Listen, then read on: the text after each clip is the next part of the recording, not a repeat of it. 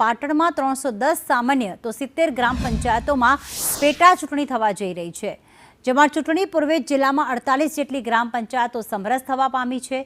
ભદ્રાળા ગ્રામ પંચાયતમાં સરપંચ સહિત તમામ મહિલા સભ્યોની બિનહરીફ પસંદગી કરવામાં આવી છે। તમામ ગામના આગેવાનોએ મળી અને મહિલા સમરસ પંચાયતની રચના કરી છે અને જેમાં અમને ગામને ગુજરાત સરકાર અને ભારત સરકાર તરફથી ગ્રાન્ટમાં પણ ફાયદો થશે અને નારી સશક્તિકરણને એક વેગ મળશે અને ગામમાં જે ચૂંટણીથી થતા વાદ વિવાદ અને જે સંબંધો જે અમુક અરસપરસના જે વણસેલા રહેતા હતા તેનો આજે અમારી ગામના આગેવાનોએ મળી અને એક માતાજીના ચોકમાં શપથવિધિથી તમામ આગેવાનો સાથે રહી અને એક સમરસ નારી શક્તિને પ્રોત્સાહન મળે એવી પંચાયતની રચના કરી છે। અને જે ગામમાં જે કંઈ કાર્ય બાકી છે અમે મહિલાઓ ભેગા મળીને ગામનો વિકાસ કરીશું અને ગુજરાત અને પાટણમાં અમારા ગામની એક આગવી ઓળખ ઊભી કરીશું અને જે પણ કંઈ કાર્ય બાકી છે એ બધા જ અમે પૂરા કરવાનો પૂરેપૂરો પ્રયાસ કરીશું।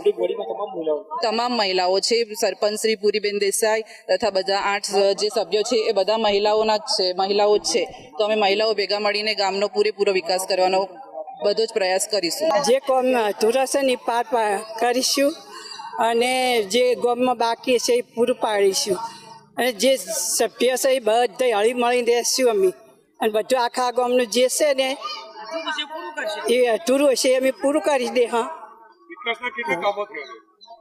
વિકાસના જે કામો છે, રોડ છે, લાઈટો, બસ મકાન, પાણી જે હશે વિકાસમાં અમે પાર પાડી દઈશું। મહિલાને સરપંચ તરીકે બધી મહિલાને હું એનું કારણ એક જ છે કે મહિલા મંડળની જે ભાઈઓ છે એ ઘરનું કામ અભાવતી હોય એને ખબર હોય કે મારા ઘર ગામમાં પાણી આવે છે કે નથી આવતું, રોડ થયા છે કે નથી થયા, મકાન થયા છે કે નથી થયા, કે પાણી તળાવમાં છે કે નથી, સરસ્વતી જીતી છે કે નથી થઈ, એ બધી ભાઈઓને ખબર હોય એટલે સુકાન આપ્યું।